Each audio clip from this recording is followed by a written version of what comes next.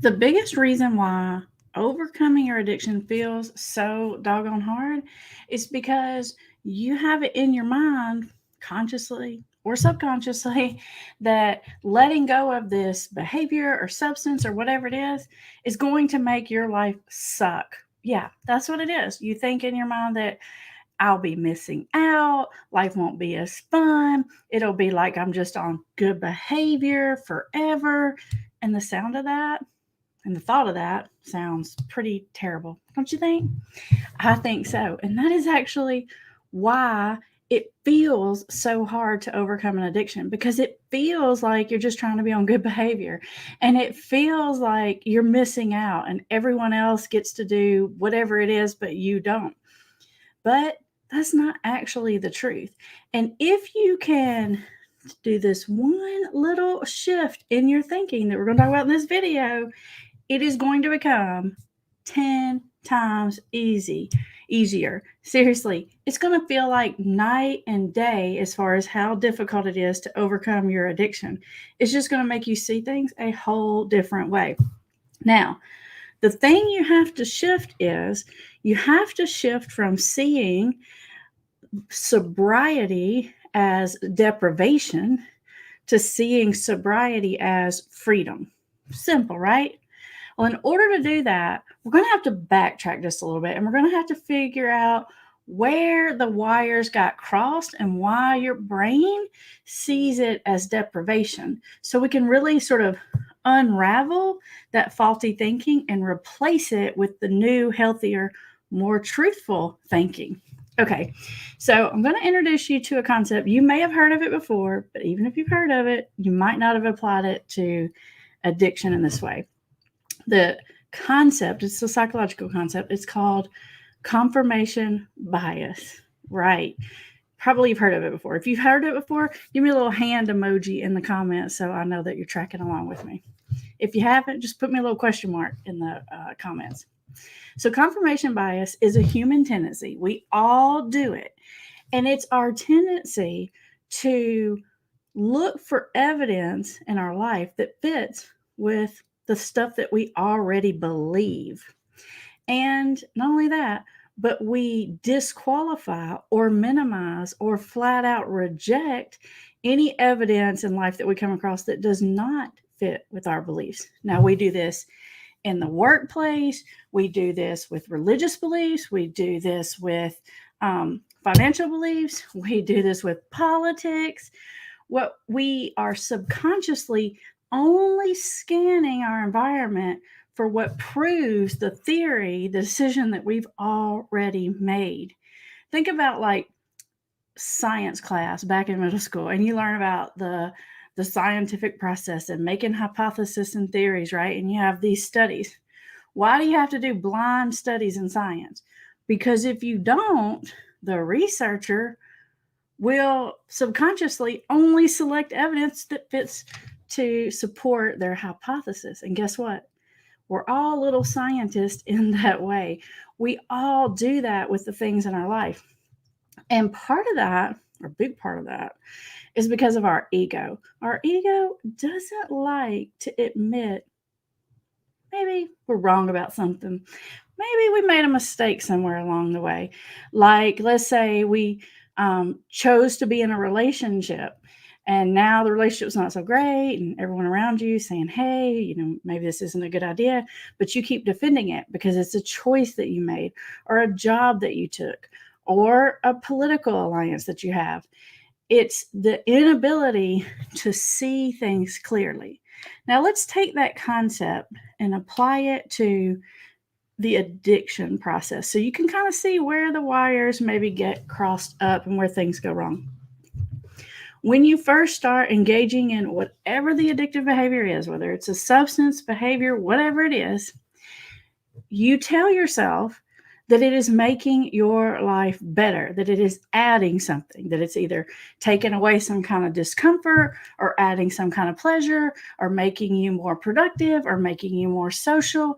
You feel like addictive behavior, whatever that is making your life better. And to be perfectly honest with you, it probably did for a while. it probably did make things better for some time, but then it turned into an addiction. And once it's turned into an addiction, it no longer makes things better. But it's like your brain doesn't want to acknowledge that. It's like your brain wants to hang on to this belief, this thought, this decision that you made years ago that doesn't even apply anymore. And so what happens is we've already decided that we need this thing in our life because it makes our life better. And to add on to that, we feel like we would be missing out if we didn't have it. And we feel like our life would just totally suck if we couldn't have it. And not only that, but even more than in other situations, the confirmation bias comes on even more strongly because not only do we sort of like subconsciously look to support our own belief system, but when you have an addiction, you have very actively defended the addiction, like out loud to other people over and over and over again. You have said that you need it. You have said that it's making your life better. You have said that it's the right decision for you out loud. So not only is this little sort of quiet behind the scenes process going on, but it's a very active, interactive process going on when you have an addiction because people are on your case. They want you to stop. They want you to slow down. They want you to quit. And every time they try to engage you with any of that, you defend it. Now, depending on your personality type, you might not defend it out loud, but either way, you're defending it in your head. I have to because I can't because. And you have all these rationalizations and justifications built up. Now, layer those things on the top. So you've got this, I'm not going to let go of this decision I made a long time ago. Lay it on the top of, I've been busy justifying it for years to other people. And then let's add another layer in there. Somewhere along the way, you probably even decided that people that don't do whatever that is, substance behavior, are lame, are stupid, are missing out, are boring, are dumb, are like, don't get it. You've decided that those other people that don't do it are crummier, less than people. I know you're probably not going to admit that, but that's part of the process of justifying your own lifestyle choices, right? So it's like, this is the better choice. I'm on the good side. Those other people, I don't know what they're doing. They're just crazy. They're on that side over there. So you've decided the substance is better. You've decided the lifestyle's better. You've rationalized it. You've justified it. No dang wonder it's so hard to undo all that thinking that you have spent years and years and years convincing yourself of. I mean, it's like changing your religion, right? Here's what's going to make it easy. If you will realize that maybe you're in a little bit of a confirmation bias, and you will start to look at the truth of the situation, like the real evidence. I'm not talking about lying to yourself. I'm not talking about being on good behavior. I'm talking about, let's look at the facts. Is this substance still making your life better? Does it still do for you what it used to do for you? I doubt it, because that is the nature of addictive behavior. Whatever substance you use, whatever benefit it gives you up front, it causes 10 times that problem on the back end. So if you're using a substance because it makes your anxiety less, the rebound effect of that will be to make your anxiety 10 times more. If you're abusing a substance because you feel like it gives you energy, the rebound effect from that substance will make you depressed, tired, and have no energy, can't even get up out of the bed. If you're abusing a substance to take care of pain, like pain pills, physical or emotional, guess what the rebound of that substance is? The rebound effect on a biological level is extreme pain.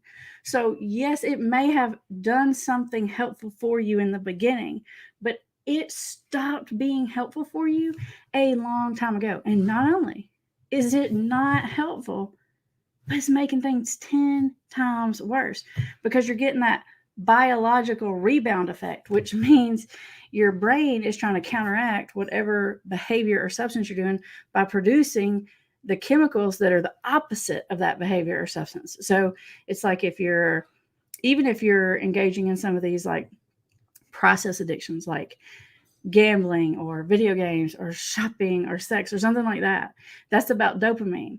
And so what happens is you get dopamine dysregulation, where you lose the ability to experience those dopamine feelings, even if it's not like a substance addiction, it's a behavior addiction. This still applies. You get the rebound effect, and you end up, whatever problem it was that you felt like the addictive thing was solving becomes bigger and bigger and bigger. Add on to the top of that all the other dang on problems that are being caused in this process, like the financial problems, like the relationship problems, the school problems, the work problems, the self-esteem and self-confidence problems, right? So now, not only is the original problem worse, but you've got all these other sort of negative consequences, side effects, whatever, from the addiction, and life pretty much sucks. And then you get into the position where it does feel like this is the only thing that gives me any relief. And there may be a little bit of truth in that, because I don't believe in lying to you. I'm going to tell you like it is. There may be some truth in the fact that when you engage in that addictive behavior, it's the only thing that gives you any relief. But the reason for that is not because the substance is working for you or the behavior, not because it's making your life better. The only reason it's giving you any relief is just because it's relieving the withdrawal from the addiction. So you're just stuck in a withdrawal cycle. And if you would back up from it and be honest and look at it, I know you feel like you're going to be missing out, but it's not true. You're actually, when you're in active addiction, you're missing out on everything because of this addiction, because it controls your life. You can't have fun without it. You can't experience joy without it. You can't feel good without it. Your life revolves around it. So nothing else in life can give you pleasure other than the addiction. That is real missing out. Serious missing out. You literally miss out on everything else in life. Now, I know you could participate in some activities. I know you could go on vacation. I know you could have relationships, and I know you could have a job and be addicted, but you can't enjoy them. Not without the substance, because of what it does in your brain. It doesn't allow you to enjoy those other things the same. So the truth of it is you're missing out on everything when you're in active addiction. I heard somebody say, I think this gets said a lot in recovery circles, recovery is give up one thing and get everything else. And addiction is give up everything else for one thing. That's the real truth of the choice that you have to make. That is the honesty behind the situation. And when you can back up and you can sort of let your ego let go of some of those things that you decided a long time ago, or maybe you can just at least acknowledge that it was true then, but it's not true anymore. Then when you think about being sober, it's not going to feel like deprivation. It's going to feel like freedom. It's going to feel like you're getting something. And once you make that shift, then you're actually happy about being sober. Then you're actually grateful about being sober. And making this shift is the difference in night and day. If you've tried to get sober in the past, then looking back on it, you probably realize, yeah, I was sober, but I wasn't happy during that time. And it's because I was telling myself I was missing out. It's because I was telling myself that, I wasn't getting something that I wanted. I was in a deprivation state. And once you see people get in long-term sobriety or recovery, they don't feel like that. And a big piece of the reason is it's this mind shift. Now, sometimes people make this mind shift after they get sober because they realize that once they're sober and they're on the other side of it, they realize the truth is more easy to see. Once you have that sober, clear mind and you've got some distance and you're looking back at it, you can see the truth a lot easier. But the earlier in this process you can have that thinking shift, the easier it will be. You will be excited about the life that you're walking into, not dreading the life that you're walking into. And it is that simple. Now, of course, there are other things that go into the process, but it just won't feel near as hard once you stop seeing it as a deprivation, because it's sort of our human instinct to not want to be deprived.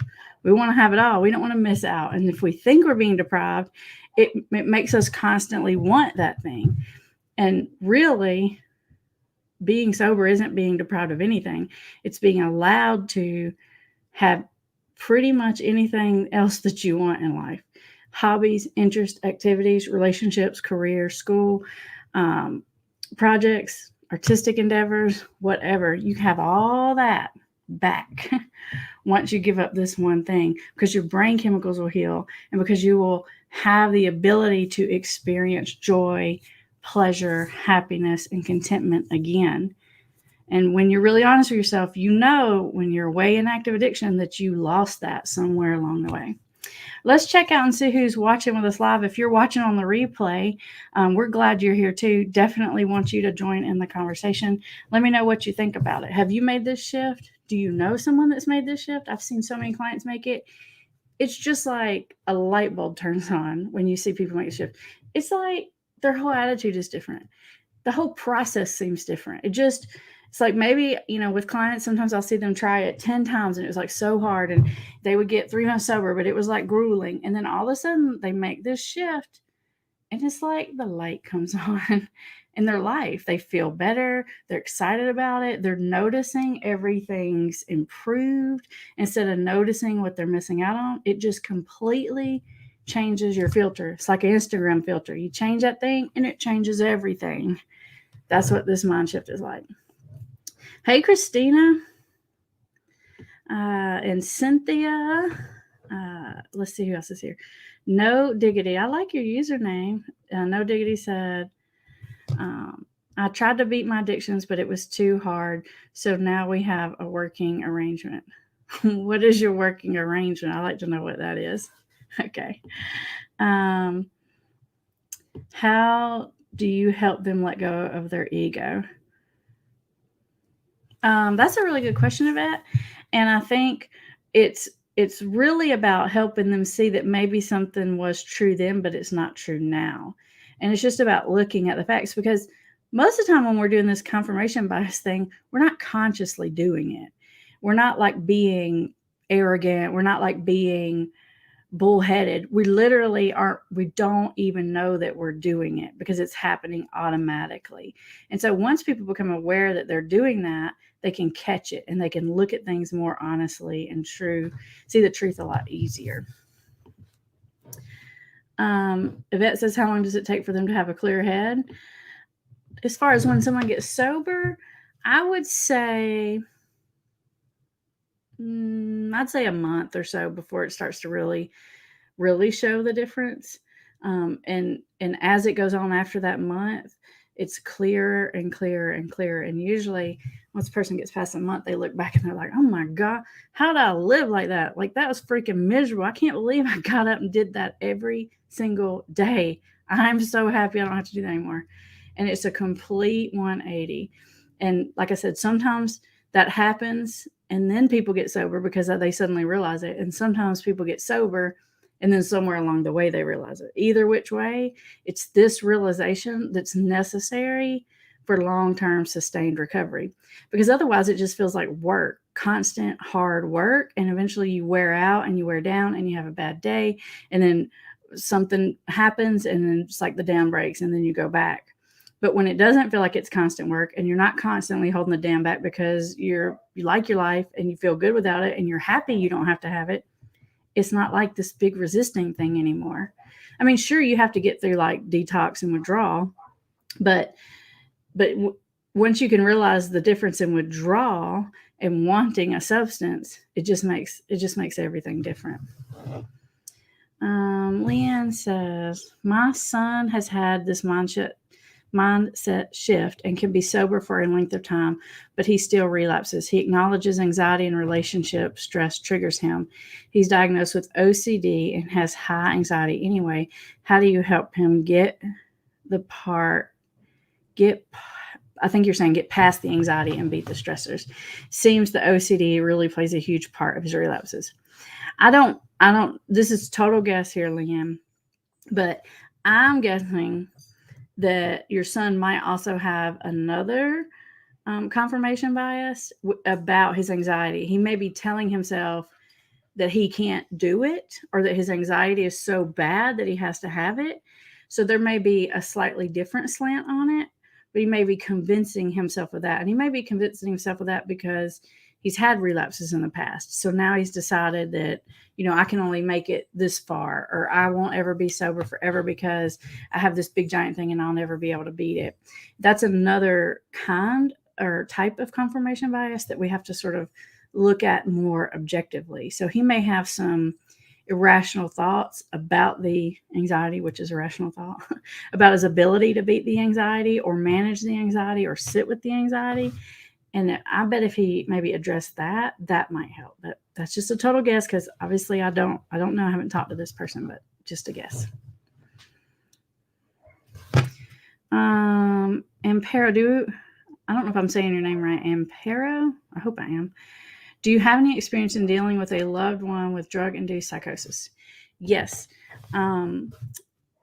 I worked in a private psychiatric hospital for like 10 years. And in that hospital, it dealt with extreme psychological crises. It was called acute care, which is kind of just fancy for emergency, psychiatric emergency. And we dealt with psychosis in there a lot. And you can have that, what you're talking about, that substance-induced psychosis. And that can be a tricky thing. Sometimes substance-induced psychosis will clear itself up once the person is sober. And then sometimes you have like substance-induced psychotic disorder, which is a slightly different. It's kind of, I guess the difference is like this. Some substances will make you have psychosis because of the effects of the drug. Like you could use so much cocaine, you could experience psychosis because you're on the drug. Then there's this other thing where it's like the drug use, not the actively being high from the drug, but the drug use over a period of time has now triggered a mental health psychotic break, which is harder to clear up. And I know that seems a little cloudy, but one is literally like if you take acid, you could have psychosis because you're on the acid. But when you come off the acid, it goes away. That's different than like, let's say you are using drugs and you trigger like a bipolar mania cycle that has psychosis included. And that's where it can get complicated. And when you run into that, you are usually going to need some professional medical help for that. What I can tell you about that is you can't talk someone out of a delusion. You can't rationalize it away. And the more you try to do that, the worse and more ingrained it's going to get. So I know it's tempting when someone has this crazy belief and you're just like, how could you possibly believe that? And we want to like talk to them and reason with them. The more you do that, the more entrenched the belief becomes, because they'll get invested in defending it and finding evidence, like what we're talking about now, to fit with what the irrational belief is. And the belief and the psychosis will get more and more and more bizarre. It's like a web that grows. The more you try to rationalize it, the bigger, weirder it gets. So you got to be careful with that. Cynthia said he's still going strong. I love it. I love it. Christina says, my husband has substance addictions, but now I'm sober, but I'm still addicted to his attention and I'm still getting hurt. So this is kind of complicated. So it sounds like, okay, so let me flesh this out, Christina. So you're sober, but he's still engaging in substance abuse and you feel sort of left out. And I could understand that, because when you're in a relationship with somebody who has an addiction, the best you can ever be is second. And that's the best, because the addiction has to come first. It's just the nature of it. You have to sort of scratch that itch before you can think about anything else. And then, it only lasts for a few minutes and then you got to go back to scratching that itch. And so you probably do feel left out and on the back burner. And the truth of it is because you are kind of on at least the second tier burner. I know that sounds mean. I hate to say it, but it's the truth. And anyone who's in recovery from an addiction will tell you that. It's not that they can't love you. It's not that they can't care about you, but they can't put you ahead of their addiction when they're in the active addiction. And that's hurtful. And Para says, yes, this is what's happening with the psychosis. Is it the one where it's like the substance-induced psychotic disorder, like it's going on way past when the substance wears off? That's harder to treat. And honestly, like I said, usually it's going to take like a psychiatric intervention, like seeing a doctor, maybe even being hospitalized, like in a place where I used to work. It can be complicated. It can last for months. And when people are in that psychotic state, they're not predictable. And any of us can become psychotic. And if you believe something is true, especially if it's like a paranoia psychosis or something like that, you can be dangerous because your reality isn't everybody else's reality, and you're reacting to the reality in your head, whether or not it's true or not. It's your reality. And so that can get pretty complicated, and having a loved one dealing with that is very difficult and very frustrating because you can't reason with it. I want to let you guys know that at the end of this week, we are opening up our memberships. And it is a great way to support this channel and get access to exclusive content from all of our specialists. You're going to I'm going to be producing exclusive content in there. Campbell, our parent specialist, Kim, our relationship specialist, we're all going to be joining forces to create this sort of VIP membership where we're going to be helping you recover yourself, working on some of these sort of deeper psychological things. We're going to go a lot deeper than what we get on YouTube because we can kind of get down in there and learn and grow together. So I've put the link in the description if you're interested in that. We will be opening that up on October 1st, so you may want to get yourself on the list. All right, everybody. I'll see you next time.